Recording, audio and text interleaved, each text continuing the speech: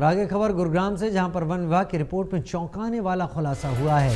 Eco sensitive zone में गोलमाल का ये मामला है। प्रतिबंधित क्षेत्र में 9 सोसाइटियों में अवैध निर्माण की बात है। 7000 परिवार अवैध रूप से बसा दिए गए। सुल्तानपुर बर्ड सेंचुरी का 5 किलोमीटर तक का प्रतिबंधित दायरा है।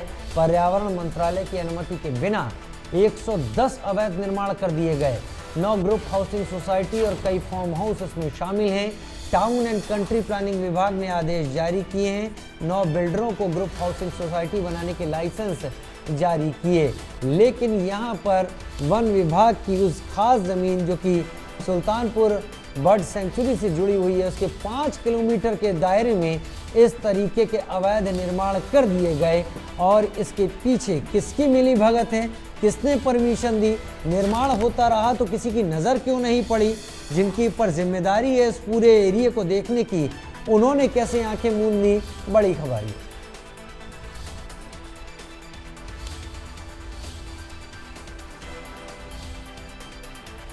गुलशन फोन लाइन पर मेरे साथ इस वक्त जुड़े हुए हैं। गुलशन, रिपोर्ट में जो खुलासा हुआ है वाकई चौंकाने वाला है। चौंकाने वाला इस लिहाज से कि इतना बड़ा अवैध निर्माण हो गया, लेकिन कोई तो जिम्मेदार होगा, उसे पता क्यों नहीं चला? देखिए, बिल्कुल जो वन विभाग की रिपोर्ट में जो खुलासा हुआ है और जो इको सेंसिटिव जोन में जो गोलमाल हुआ है, आपने भी ठीक कहा कि इतना बड़ा अवैध निर्माण आखिरकार हो गया।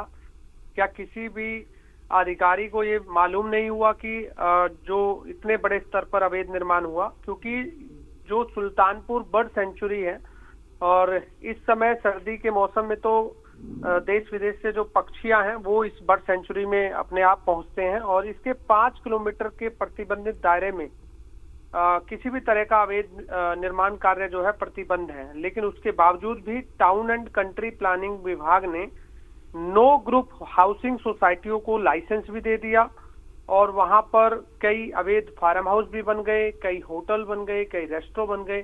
तो आखिरकार समय रहते हुए क्यों नहीं उन कामों को रोका गया था? अब जब वन विभाग की रिपोर्ट में ये खुलासा हुआ है तो उसके बाद जो वन विभाग के अतिरिक्त मुख्य सचिव हैं ACS आनंद मोहन शरण, उन्होंने अभी हाल ही में एक गुड़गांव में बैठक ली थी। बैठक के बाद जब उनके सामने इस तरह का मामला आया तो उन्होंने सभी अवैध निर्माण के खिलाफ अदालत में याचिका दाखिल करने के आदेश दिए हैं, ताकि अदालत में इस तरह के डॉक्यूमेंट्स पेश किए जाएं जिसमें इतने बड़े स्तर पर जो है अवैध निर्माण जो है हुआ है। और आनंद मोहन शरण ने उस दौरान मीटिंग में ये भी कहा था कि सुल्तानपुर बर्ड सेंचुरी के प्रतिबंधित 5 किलोमीटर के दायरे में किसी भी अवैध निर्माण को बर्दाश्त नहीं किया जाएगा। लेकिन अब ये जो बड़े स्तर पर जो अवैध निर्माण हुआ, जिसमें 9 बिल्डरों को ग्रुप हाउसिंग सोसाइटी बनाने के लाइसेंस भी जारी किए, बड़ी बड़ी सोसाइटी भी बन गई, लगभग वहां पर 7000 परिवार भी बच गए। ऐसे में अब क्या होगा? क्या अभी भी जानकारी इंडिया न्यूज हरियाणा के माध्यम से ये भी है कि अभी भी वहां पर अवैध निर्माण जारी है? गुलशन, कायदा तो ये कहता है कि अगर ये अवैध निर्माण हुए हैं और सेंचुरी की जमीन उस इलाके में हुए जहां प्रतिबंधित था, तो यहां से सबको हटाया जाना चाहिए। इसके अलावा और कोई इसका रीजन नहीं है, क्योंकि ये सेंचुरी से जुड़ा हुआ मामला है, वहां की सैंक्टिटी बनाए रखी जाती है। लेकिन क्या 7000 परिवार यहां से डिसलोकेट किए जा सकते हैं, हटाए जा सकते हैं? क्या कोई बड़ा कदम हो सकता है, या फिर अब ये मामला दर्ज हुआ है तो ये लंबी अब अदालती कार्रवाई में उलझ जाएगा? देखिए, अक्सर ऐसा ही होता है कि जब इस तरह के मामले सामने आते हैं तो उसके बाद लंबी अदालती कार्रवाई में इस तरह के मामले निपट जाते हैं। क्योंकि जब 7000 परिवार कहीं पर बस गए हो, उनको हटाना भी अदालत के समक्ष जब ये जो सोसाइटी निवासी हैं ये भी जाएंगे तो जरूर इनको भी कोई ना कोई राहत मिलेगी। क्योंकि अब आगे इस तरह से ना हो, इस पर जरूर प्रतिबंध लगाया जा सकता है। लेकिन जो अब तक वहां पर निर्माण बन चुके हैं, सोसाइटी बन चुकी है, तो उनके खिलाफ क्या कुछ होता है ये तो आगे की कार्रवाई का विषय है। लेकिन अक्सर इस तरह के मामलों में देखा जाता है कि जरूर अदालती कार्रवाई में ही इस तरह के मामले निपट जाते हैं। और एक और जानकारी जो सामने आ रही है कि वहां पर सुल्तानपुर बर्ड सेंचुरी के 5 किलोमीटर के दायरे में एक राजनेता का भी एक होटल बन रहा है।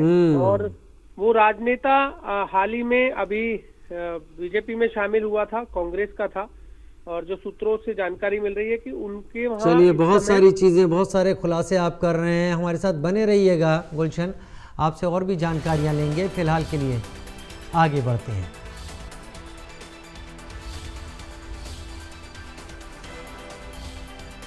तो एक और बड़ी खबर इस वक्त आ रही है, गुरुग्राम से ही जुड़ी हुई, आपके टीवी स्क्रीन पर इस वक्त आ रही है। आप अपने टीवी स्क्रीन पर देख सकते हैं इस बड़ी खबर को। माहिरा होम्स ग्रुप की सोसाइटी से जुड़ा हुआ ये मामला बताया जा रहा है। 2 सोसाइटी में खरीद फरोख्त करने पर रोक लगा दी गई है।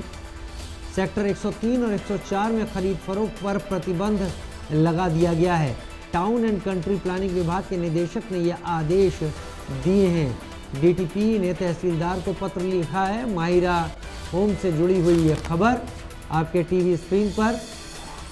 माहिरा होम्स ग्रुप की सोसाइटी से जुड़ा हुआ मामला। गुलशन, विस्तार से बताएं इसके बारे में, यहाँ क्या ऐसा हुआ जो खरीद